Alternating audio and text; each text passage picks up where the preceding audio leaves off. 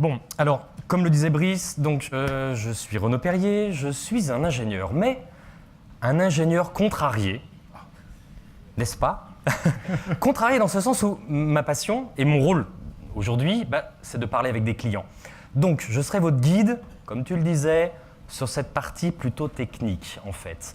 Alors, ils m'ont prévu un gong, non pas pour me dire « Attention, il te reste 1 minute », mais si jamais me prenait une envolée lyrico-technique, que ça y est, Renaud, tu es sur scène tout seul et puis personne ne te comprend. Donc, mon équipe veille sur moi de ce côté-là. Plusieurs façons de faire. J'aurais pu commencer avec la première étude classique de dire pour parler de comment attirer les talents, j'ai prévu 282 slides et donc sur le deuxième, nous allons voir tel sujet. Non, on n'attend pas cela de Google, en tout cas sur des présentations telles que celle-ci. J'aurais pu aussi avoir une démonstration, ça déjà nettement plus. Et puis on s'est dit, faisons de l'immersif. Alors pour faire de l'immersif, vous avez sur vos postes, sur vos tables, alors non pas un Googler, oui vous en avez un, mais vous avez plus qu'un Googler, vous avez des matériels qui sont des Chromebooks. C'est donc l'occasion d'enfin pouvoir ouvrir ces ordinateurs qui sont Absolument. devant vous depuis tout à l'heure, qui vous font des clins d'œil. Alors des ordinateurs très simples, c'est un ordinateur qui vous présente le navigateur Chrome et qui sera utilisé sur les 2 sessions prochaines entrecoupées d'une pause, qui serviront à la fois de discussion, de sujets ressources humaines, mais à la fois d'utiliser les outils, en fait, comme les Googlers les utilisent. Puisque c'est ça. L'expérience d'aujourd'hui, c'est, dans le contexte des ressources humaines, de voir comment un Googler travaille avec quels outils. Alors, avec quels outils, forcément, des solutions cloud. C'est pas un gros mot, d'accord? On va regarder ça ensemble.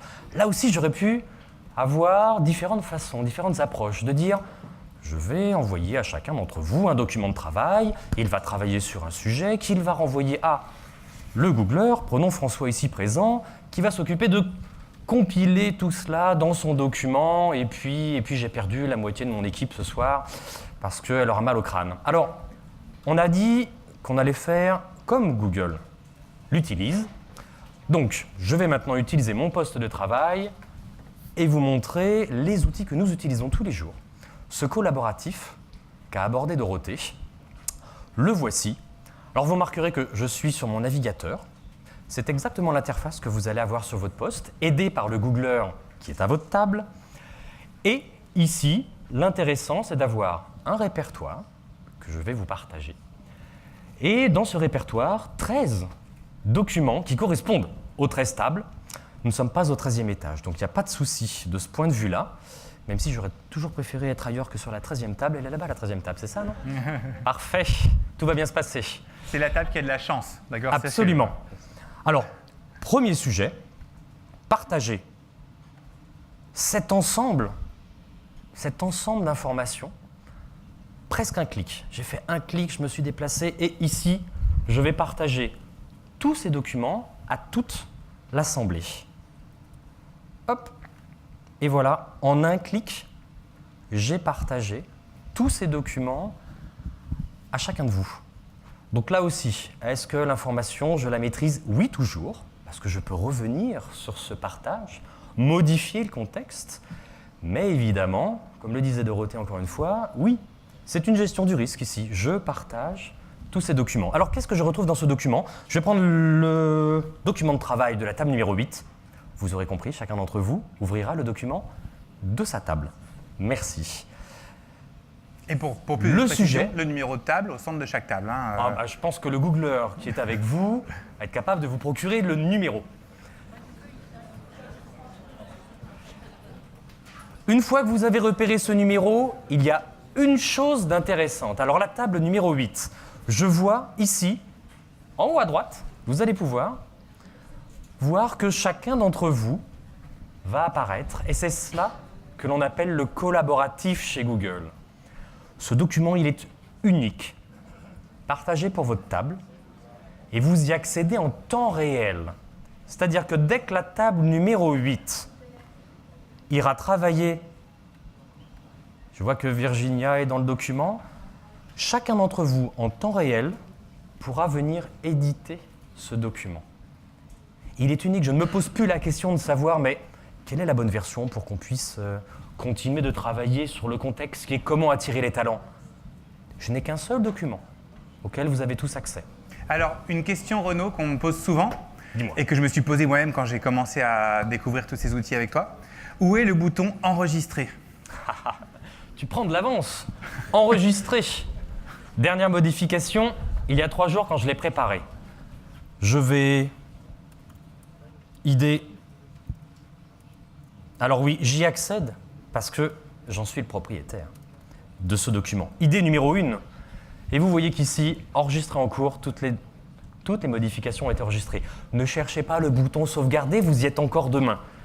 D'accord? Donc dans cette solution cloud, dès que vous avez un accès Internet, à la moindre modification, le document est sauvegardé, tout est enregistré. Donc on ne perdra rien de notre expérience. Et on précise que dans l'interface, si on y revenait, on a une liste de toutes les modifications faites et on sait qui a modifié quand, etc. Je vous montrerai cela dès que l'on aura. Alors du coup ici, combien de temps on se donne pour discuter du comment attirer les talents et en retirer les bonnes informations, puisqu'on n'est pas les seuls forcément à avoir une solution magique là-dessus, ça c'est certain.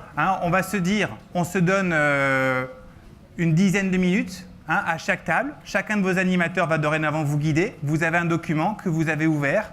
Vous allez trouver chacun spontanément, naturellement, l'endroit où vous souhaitez collaborer dans ce document, mettre vos idées.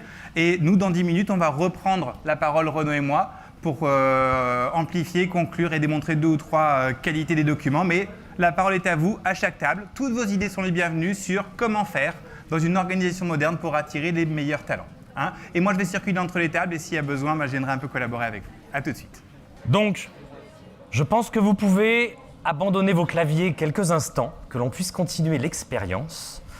Celle qui va être maintenant, pour chacun de vos responsables de table, de venir dans le document de synthèse, pouvoir identifier sur chacune de vos tables, je vois que la table 9 a pris de l'avance. Bravo table 9. Qu'est-ce que vous avez gagné? Ça, vous verrez ça avec Salim, donc c'est ça? Salim, table 9. Parfait. Donc, l'idée est vraiment celle-ci. Chez Google, mais aussi, bien entendu, chez nos clients qui ont décidé d'utiliser les mêmes outils que nous utilisons en interne. Donc cette suite s'appelle les Google Docs, tout simplement. Donc, le collaboratif, c'est celui-ci. D'accord? D'éditer, de collaborer, travailler avec sa suite collaborative dans son côté, sur son poste, ça, c'était vrai il y a 10 ans. Aujourd'hui, ce qu'on nous demande, c'est ça, c'est ce partage en fait. D'accord? C'est cet outil puissant et ce partage. À tout moment, je reviens sur les modifications effectuées sur ce document. L'historique est illimité. Je peux voir que à 15h33, je peux restaurer cette révision. Table 11. Je vois qu'il y a eu une modification sur un mot. Ça peut rentrer vraiment dans le détail si je souhaite. Je peux revenir à toute version du document tel qu'il était dans le passé. J'en suis le propriétaire, c'est moi qui décide de ce côté-là. Maintenant, sur cette synthèse de toutes les idées, je peux aussi l'enrichir. L'enrichir avec du contenu qui viendrait du web. Donc ici, par exemple, dans mon document, de pouvoir aller rechercher sur le web toute information nécessaire et le rapporter au sein du document. Par exemple, rechercher talent. Et là, je fais appel au Google Search que vous connaissez toutes et tous, celui du grand public, où je vais aller chercher une citation. Je sais qu'Einstein avait une citation intéressante au sujet d'un talent. Il disait qu'il n'en avait aucun et que son seul mérite était d'être passionné et curieux. Alors peut-être est-ce une des valeurs que vous aurez montées, donc je l'insère directement. 7. Vous voyez qu'en haut, le Albert Einstein, le bien connu, nous a gratifié de cette citation-là. Est-ce que je retrouve passion dans passion? Je ne retrouve pas passion. Donc la passion ne ferait pas forcément partie des bonnes choses pour attirer les talents. En tout cas, ce qui est certain, c'est que la recette du Coca-Cola, ce n'est pas nous qui l'avons. C'est vous qui êtes les experts sur ce point-là. D'accord? Donc, ce document, vous en tant que RH, ce document nous sera précieux par la suite, justement pour confronter cette vision, notre vision de comment on recrute des talents, qu'est-ce qu'on fait pour pouvoir.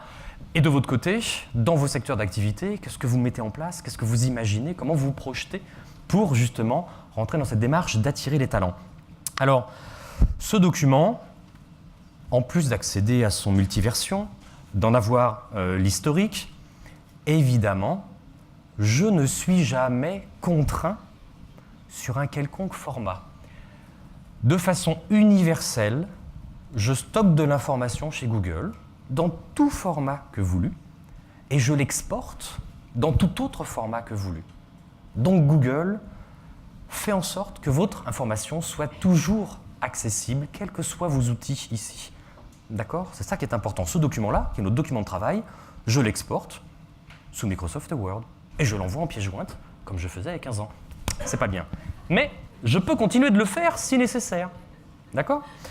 Ce qui est intéressant aussi, c'est que ce document-là, je peux le traduire dans toute langue. Traduire le document. Alors, on a une quantité de langues généralement assez vaste. Alors, il me faudrait, je ne sais pas, je suis ici, est-ce que quelqu'un parle le russe et pourra me certifier, est-ce que j'ai quelqu'un qui parle le russe ? Anglais, c'est trop simple. Italien, j'en ai dans la salle, donc oui, italien. Pourquoi allemand plutôt que italien ? D'accord. Allez, je traduis le document. Un seul clic, encore une fois ici, je vais chercher des fonctionnalités disponibles sur le web.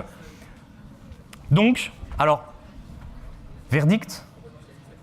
Est-ce que ça ressemble à un allemand que je vais pouvoir utiliser tous les jours ? D'accord. Je ne vais pas faire la guerre au sujet du « est-ce que d'un point de vue grammatical, est-ce que c'est… » C'est absolument, parfaitement compréhensible pour pouvoir travailler sur la suite. Très bien. J'en ai tiré la substantique moelle qui m'est intéressante ici. Sauf que jusqu'à présent, nous avons travaillé sur ce format-là, que je trouve plutôt à froid. Même si on est en temps réel édition, ça reste tout de même une solution froide, dans le sens où la seule interface que je vois, c'est mon ordinateur. Ce qui m'intéresse, ça va peut-être de voir des personnes. Et donc, d'aller chercher tout simplement Brice. Brice en chat. Passer d'une expérience à l'autre dans la suite Google Apps doit être complètement naturel. Je suis dans le document et je veux discuter avec Brice. Brice, alors je suis poli, je lui fais un « Bonjour Brice ».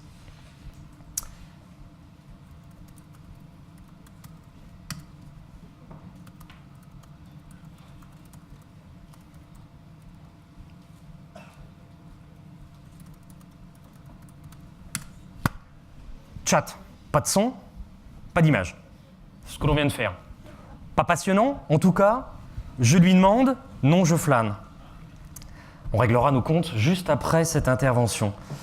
Donc, dans la synthèse, ce qu'il est intéressant, c'est de voir Brice rentrer ici, Brice Chalamel. Je le vois rentrer dans le document physiquement. Je vois qu'il est en train d'éditer la synthèse, peut-être. Je vois qu'il est en train de faire quelque chose ici. Et que, qu'est-ce qu'il nous fait ? Groupe de plaisir plutôt que groupe de travail. Ça, c'est son côté artistique. Ça, j'en attendais pas moins. L'intéressant ici, c'est qu'il a fait exactement comme moi, comme ce que je vais faire ici, à savoir, il est sur une tablette. J'accède à ce document dans sa version mobile. Le même document. Vous allez me voir rentrer en haut et plaisir, le passer en gras et lui changer sa couleur. Je le passe en rouge. Que du plaisir. En version mobile. Donc ce document, en plus d'être consommé par tout le monde, je le consomme, alors ici sur une tablette Nexus. Brice, lui, est un fervent partisan d'Apple, donc il utilise son iPad. J'utiliserai un iPad aussi la prochaine fois puisque je n'ai plus de tablette. L'idée, c'est véritablement, tout comme le format du document n'est jamais captif, la donnée, Google, est aussi, elle, de la même façon, ne vous rend jamais captif. Vous utilisez le device que vous utilisez dans votre vie de tous les jours. Il ne doit jamais y avoir de ticket d'entrée. Donc je vois qu'il continue d'éditer le document, c'est bien. Par contre, si je le laisse faire, il va tout me modifier, donc je vais aller lui parler cette fois-ci. Du chat, je passe à quelque chose d'encore un peu plus chaud. En un clic, Et surtout pas cet affreux concept du menu démarrer, application A, menu démarrer, application B. Je suis toujours dans mon contexte. Et en un clic, j'appelle Brice sur sa tablette. Et là, autre concept extrêmement intéressant, c'est qu'il est sur iPad, il n'a pas de logiciel installé spécifique, je rentre en conversation avec lui. Et je vais voir où il a pu se cacher, si j'arrive à deviner. Brice, est-ce que tu es parmi nous? C'est là, Renaud, mais oui, je suis là. Bon, j'ai vu que tu éditais... Plutôt que de me montrer moi, je vais te montrer ce que je suis en train de voir. Le mur de Delight, avec Yvan, Florian et Marguerite, qui vont être là dans quelques minutes pour montrer à tous nos invités comment ils sont en train de faire sur leur Chromebook, marche sur tous les ordinateurs et tous les devices possibles et imaginables. Alors, si je te pose pas une question et que tu n'y réponds pas en direct, on va croire que c'est enregistré et qu'on a triché. Non. Tu rentres dans la salle dans combien de temps? Je suis bien là, c'est bien moi. Et c'est bien en direct. Bon, parfait. Alors, je vais laisser Brice se rapprocher. Donc là, il nous fait un reportage à la Nicolas Hulot, là. Et je me rapproche de ces choses formidables que tu Parfait. vas découvrir dans quelques minutes, qui sont les petits fours. Bien. Alors, il a introduit le sujet. Hein. Je suis votre dernier rempart entre ces petits fours dans 5 minutes et la fin de la démonstration immersive. Donc alors, droite-gauche, si j'ai bien compris, tu vas rentrer là-bas. Parfait. Ah, mais oui. En version mobile. Alors, Avec mon petit coup. parfait. Et donc, tu témoignes bien que tu es sur un iPad. Donc ici, alors, pareil, conversation 1 à 1. Très bien. Je n'ai pas de projet où je ne collabore qu'avec une seule personne. Je n'ai que des projets avec beaucoup de personnes. Donc dans cette interface, qui est notre solution de webconférence, vous l'aurez vu, complètement intégrée à nos outils, un clic, et j'invite, le concept d'un clic, il est fort, un clic, et j'invite de mes cercles, non malheureux, rejoins le Hangout. Absolument. Et j'invite tous mes chefs de table, en un clic. C'est-à-dire que tous vos Googlers, en tout cas ceux qui n'ont pas les doigts carrés, dans la minute qui suit, vont pouvoir rejoindre cette invitation. J'ai invitation envoyée. Pensez bien évidemment à couper le son quand vous rentrez dans ce Hangout, mesdames et messieurs. Sinon, Florian Fay vient de rentrer, Frédéric Roussol vient de rentrer, et vous voyez ce que l'on appelle des snippets. Tous mes collaborateurs rentrent dans le Hangout. Pas de limite. Alors je vais parler un petit peu moins fort, pour qu'il n'y ait pas cet effet Larsen en tout cas. Un peu d'écho forcément, nous ne sommes pas dans un environnement qui se prête à faire de la visioconférence. Ce qui m'intéresse ici, c'est, alors, je vois mes collaborateurs, je leur parle, j'ai une expérience pour le moins immersive.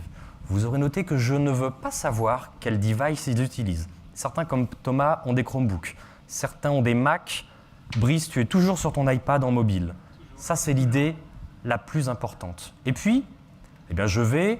Alors, on se voit, c'est bien. On travaille, c'est mieux. Donc, je vais aller chercher mon document.